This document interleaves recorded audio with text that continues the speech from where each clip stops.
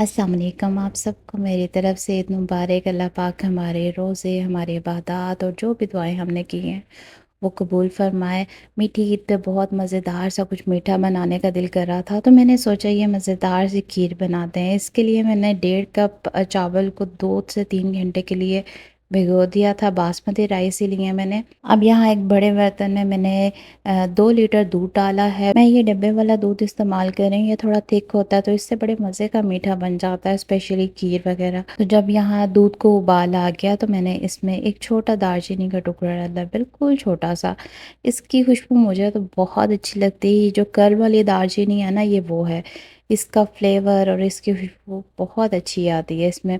और फिर मैंने यहाँ पे जो चावल भिगोए हुए थे उसको मिक्सी में डाला थोड़े से दूध के साथ, और 4-5 इलायचियाँ डाल के मैंने इसको बहुत अच्छी तरह से ब्लेंड कर लिया। इसमें करने से एक तो काम आसान भी हो जाता है और जल्दी भी हो जाता है। यहाँ पे बहुत अच्छे से चावल पिस चुके थे तो मैंने फिर इसको उबलते हुए दूध में शामिल किया और आहिस्ता आहिस्ता इसमें चम्मच चलाते जाएंगे जब तक कि चावल बहुत अच्छी तरह से गल ना जाए। अब यहाँ पे मैंने बिल्कुल इसमें एक चुटकी नमक शामिल किया है। किसी भी मीठे में थोड़ा सा बिल्कुल नमक शामिल करने से इसका टेस्ट और इन्हेंस हो जाता है। मीडियम टू लो फ्लेम पे हम इसे पकाएंगे ताकि ये नीचे ना लगे। और क्योंकि एक दफ़ा अगर नीचे खीर या कोई भी मीठा लग जाए तो उसकी स्मेल फिर नहीं जाती। फिर चाहे आप जितनी मर्ज़ी इसमें केवे डालें या इलायचियाँ डालें तो वो स्मेल नहीं जाती जले हुए की। और मुसलसल चम्मच चलाते रहें। अब यहाँ पे मैंने तकरीबन 1.5 कप चीनी ली है, उसको मैं कैरमलाइज़ करूँगी। एक पैन में मैंने डाल के इसको बिल्कुल लो फ्लेम पे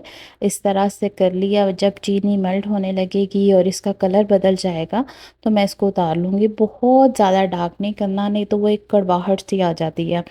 फिर मैंने ये यहाँ पे काफ़ी हद तक खीर जो है थिक हो चुकी है, पक चुके हैं चावल भी। तो इसमें मैंने फिर ये जो कैरामलाइज़ की थी चीनी वो शामिल की। इससे एक तो इसका कलर बहुत अच्छा आ जाता है, दूसरा इसका फ्लेवर भी बहुत मज़े का बनता है। आप एक दफ़ा ज़रूर ट्राई कीजिएगा इस तरह से भी बना के। अब यहाँ पे ये आपको लग रहा होगा कि ये जम रही है या उतर नहीं रही, लेकिन जैसे ही ये खीर में शामिल की जाती है ये फ़ौरन से मेल्ट हो जाती है और बहुत जल्दी इसमें घुल जाती है। बादामों को मैंने एक उबाल दिला के उसका छिलका उतार लिया और छोटे पीसेस में काट लिया। इसी तरह से गरी को भी मैंने उबाल दिला के नरम हो जाती है इससे, तो आसानी से कट जाती है। बारीक बारीक काट लिया और बिल्कुल थोड़ा सा मेवा वो मैंने शामिल किया है। और फिर मैंने यहाँ पे खोया शामिल किया है, इससे भी इसका फ्लेवर बहुत अच्छा आता है। इसको बहुत अच्छी तरह से मिक्स करने के बाद आप थिकनेस अपने हिसाब से जितनी आपको पसंद हो वैसे रख लें।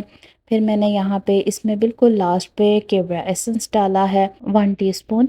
और फिर मैंने इसको अच्छी तरह से मिक्स करके इसको फ्लेम ऑफ किया और इसको फिर डिश आउट किया। और फिर बादाम पिस्ते मेवे के साथ इसको गार्निश किया।